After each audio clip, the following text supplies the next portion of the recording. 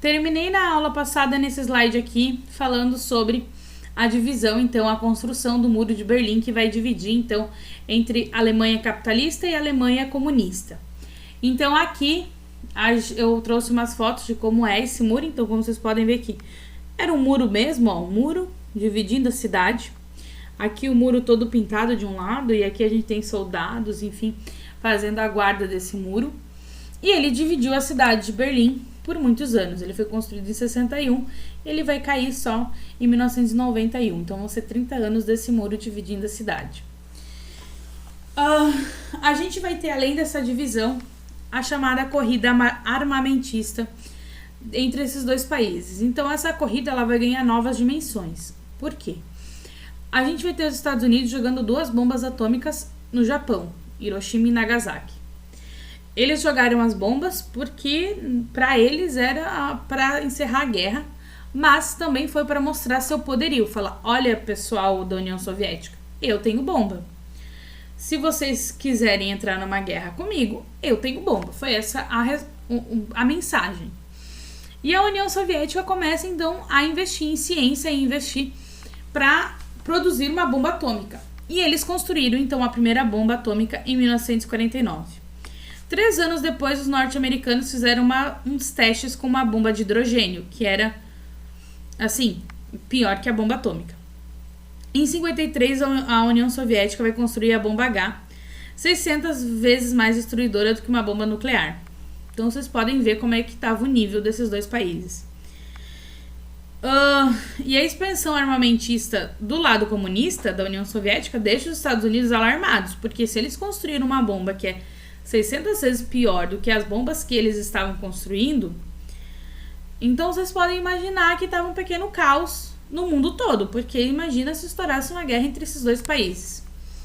Mas isso não aconteceu e esses dois países acabam financiando outras guerras. Uma coisa que aconteceu é o chamado marcatismo. O que é, professora, o marcatismo? Pensem que a gente vai ter uma pessoa, o presidente Joseph McCarthy, que ele vai fazer uma campanha anticomunista. Ele é dos Estados Unidos. E durante 1950 e 54 ele vai perseguir intelectuais, cientistas, atores ou qualquer pessoa que pudesse ter atividades avaliadas como comunistas. Então, se por acaso você fez escreveu um texto e nesse texto você por acaso falou que a propriedade privada é um problema porque gera desigualdade social e as pessoas ficam pobres.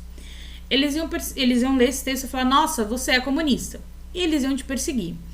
Isso aconteceu com várias pessoas nos Estados Unidos. Eu coloquei ali a foto do Charles Chaplin, porque ele foi uma das vítimas dessa intolerância. Então ele sai dos Estados Unidos e vai para a Inglaterra, justamente por isso, em vários momentos, porque ele é perseguido dentro dos Estados Unidos.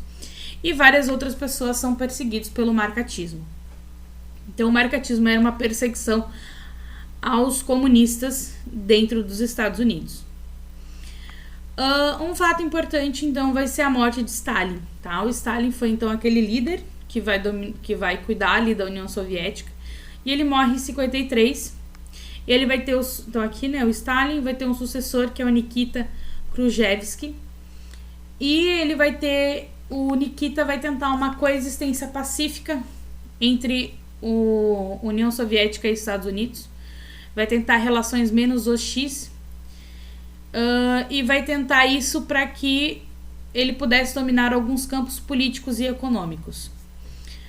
Mas a União Soviética vai continuar investindo em territórios de terceiros para tentar ter uma hegemonia, um domínio sobre esses países. Então, a União Soviética vai financiar alguns conflitos. Por exemplo, a Revolução Cubana, a Guerra do Vietnã, invasão soviética, né, à Tchecoslováquia, golpes militares na América Latina.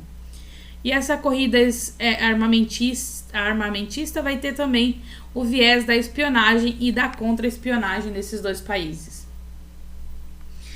Então, espionagem e contra-espionagem. É nesse momento, então, que a gente vai ter a criação, né, se vê a necessidade de criar-se, então, os espiões, porque era necessário sempre estar um passo à frente do seu inimigo.